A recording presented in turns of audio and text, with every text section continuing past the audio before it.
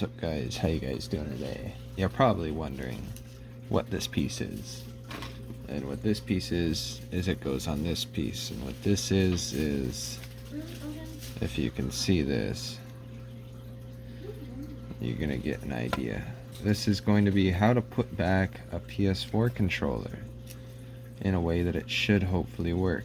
So we're gonna start by putting this part through here, and I'll show you on the flip side once we get it in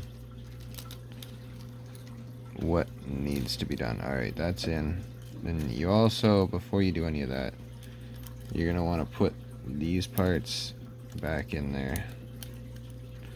I'll show you what it looks like.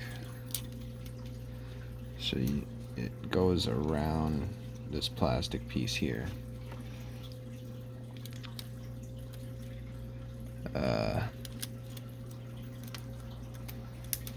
And then like so.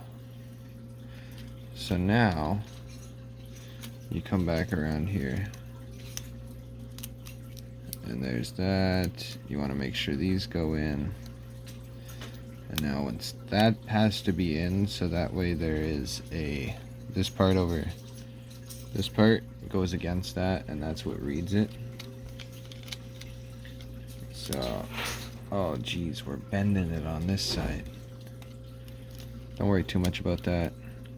Make sure there's no hairs, snares, bears. You see, it doesn't like staying in, but we will make it. So next stop, of course, is we have to tackle these before we can do anything too crazy. And what we do for these is there's these little rubber pieces.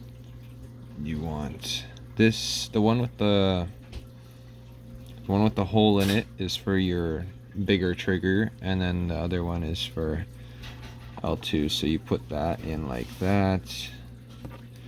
You can use a screwdriver to kind of push it in. There's like little holes that it has to fit into. And then if you just want something to hold that after that, this is the holding it like this. That would be the left side. So you just, for example, you throw your little L1, make sure it lines up, and now you got an L1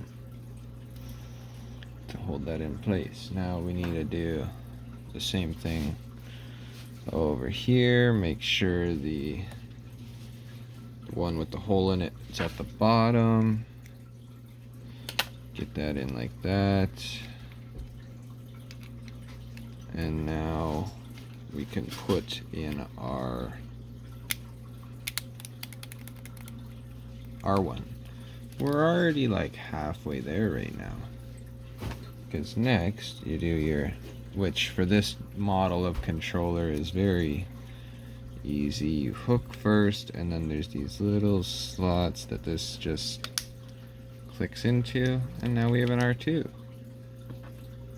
And then we can do the same over here, and look at that, we're already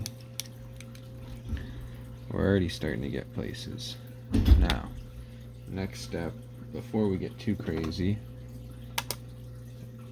we need to put,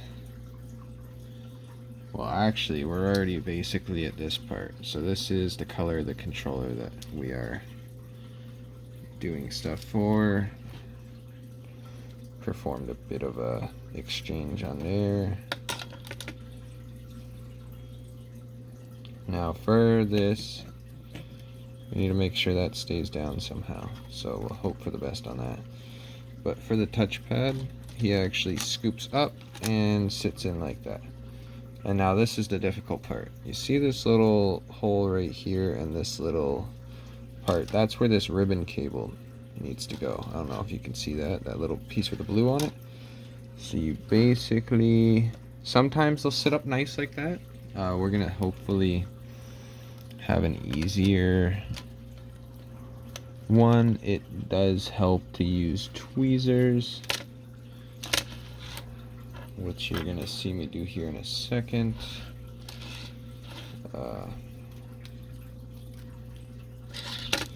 I'm basically just gonna use these tweezers to hold it kind of in a way that,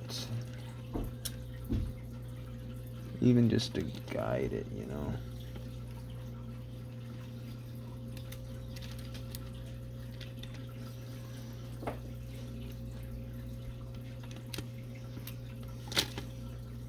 Just like that. We've gotten the ribbon cable through. It should look like that on the other side.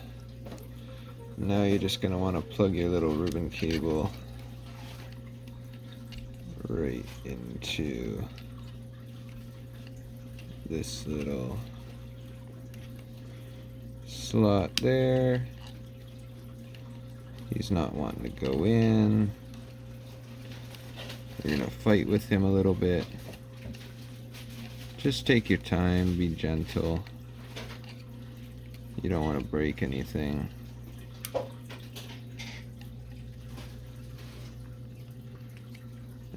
And just like that.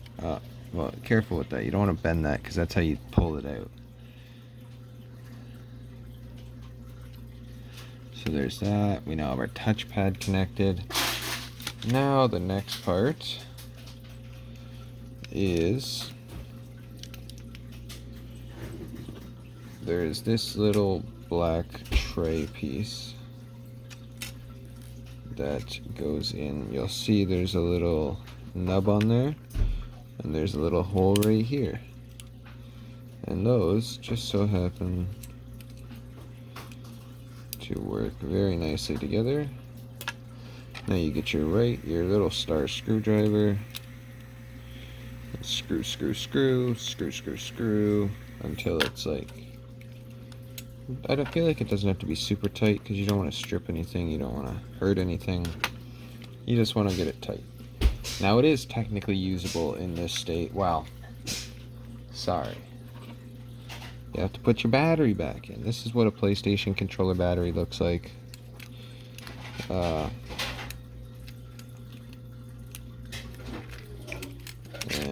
just like that. There's a little hook there. You can tuck your wires under that and slide him in like that.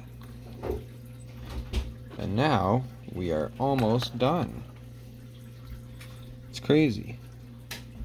Now there's another ribbon cable. This is one that you're gonna have to be careful of when you're taking apart your controller, because it can snap, and if this snaps, it's not the end of the world. This just controls the light here. Here, we'll zoom out a little bit. So this just controls the light there. But as you can see, there's this little spot here that you plug it into. So we're gonna just gently get that in there.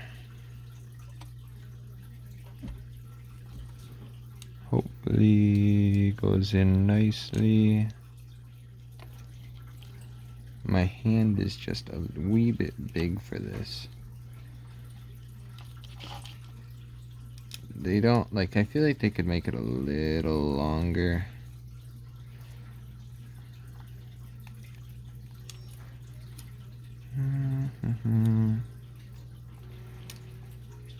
Yeah, this is one of the struggle points. Basically, anytime you use these ribbon cables, here, we'll come back when we get it in. Alright, so as you can see, we did get it in there. So now you just simply, this clear part that you see kind of tucks in behind there. And then everything should just snap together, and you have yourself a nice controller. Now you just add in the 4 screws that we took out at the beginning. Again, this could also be used as a video on how to properly take apart a PS4 controller. You're just going to have to play it in reverse. I did not record the taking apart process because I was half asleep and was getting very frustrated. because I had to take this apart many times before it wanted to work. So now that we got those issues taken care of, you'll see we can do this. Put our screws in, and there we go. It pays to have a screwdriver with a magnetic tip. And just like that, we can press the power button and it lights up and turns on. And that is how to properly put back together a PS4 controller. If you guys enjoyed this video, thumbs up, and we'll see you in the next one. Peace out and subscribe for more.